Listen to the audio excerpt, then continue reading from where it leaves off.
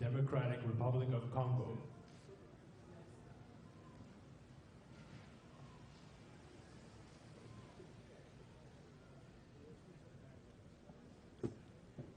His Excellency Joseph Kabila Kabange, President of the Democratic Republic of the Congo.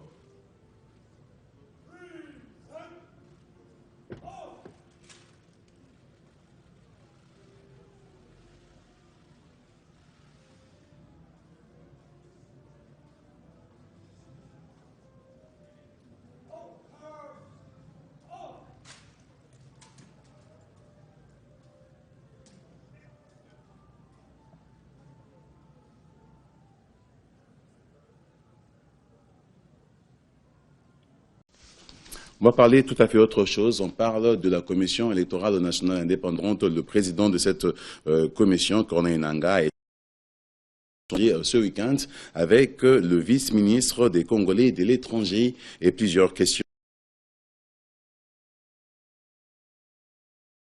ont été au cœur de leurs échanges, à savoir les questions de Congolais vivant à l'étranger qui devront s'enrôler et voter au cours du processus électoral en cours, notamment sur leur enrôlement et leur identification afin de leur permettre de participer pleinement au processus électoral. Reportage de Bébé Edi Yankolo. Les Congolais vivant à l'étranger veulent aussi remplir leurs devoirs civiques en participant aux échéances électorales prochaines. Tel est leur souhait. La question a été largement discutée au cours d'une importante audience accordée par le président de la CENI, Corneille Nangaa, au vice-ministre des Affaires étrangères, Antoine Boyamba. Pour les deux parties, l'identification de chaque Congolais de l'étranger s'avère nécessaire et obligatoire. La loi demande désormais que nos compatriotes de la diaspora participent au vote. Qui dit participer au vote requiert l'inscription aux listes électorales. Cette loi ou la loi électorale autorise que les Congolais de l'étranger participent au vote. Mais pour le moment, ils ne sont appelés à participer qu'au seul scrutin présidentiel. Pour cela, la raison est simple. La raison, c'est la question des circonscriptions. Seule l'élection présidentielle a une circonscription, c'est-à-dire l'étendue, toute l'étendue de la République démocratique du Congo. Il est encore complexe, ça viendra peut-être après, il est encore complexe d'avoir des circonscriptions à l'étranger, ce qui veut dire que nos compatriotes de l'étranger ne vont participer jusque-là qu'à l'élection présidentielle. Selon la loi, ne peut participer aux élections que toute personne qui vit dans le territoire national, Corneille Nangaa précise.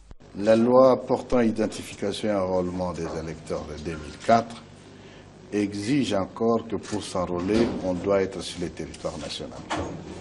Et parmi les barrières légales que nous avons soumises au gouvernement pour en faire un projet de loi, c'est entre autres la révision de cette loi et permettre à ce que les Congolais qui sont à l'étranger se fassent identifier et inscrire à l'étranger.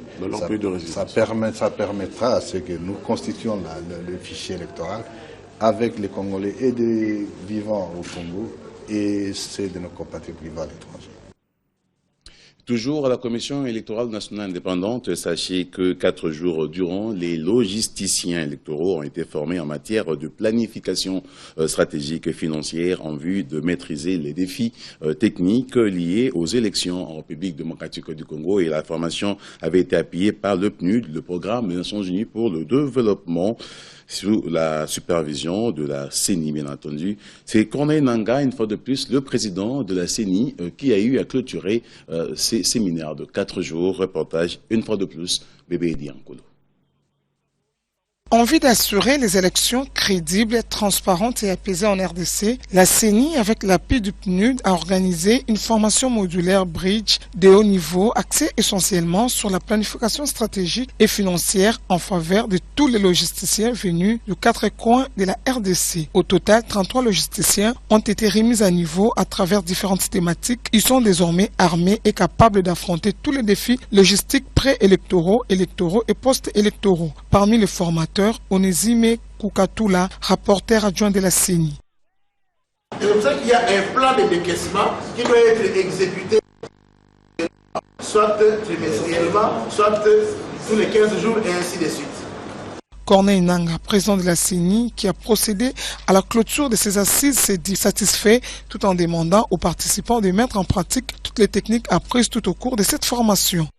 Il s'agit d'un pari non négligeable que de pouvoir compter sur un noyau solide de logisticiens outillés dans la planification stratégique et financière, juste à la veille des grandes échéances électorales de notre pays, et particulièrement au lancement de l'opération de révision du fichier électoral.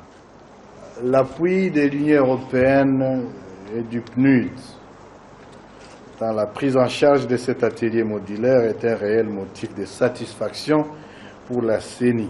Je me dois donc de féliciter les participants à ces séminaires pour leur assiduité, dévouement, engagement manifeste à donner le meilleur d'eux-mêmes en ce qui concerne la planification des activités électorales dans les différents démembrements provinciaux.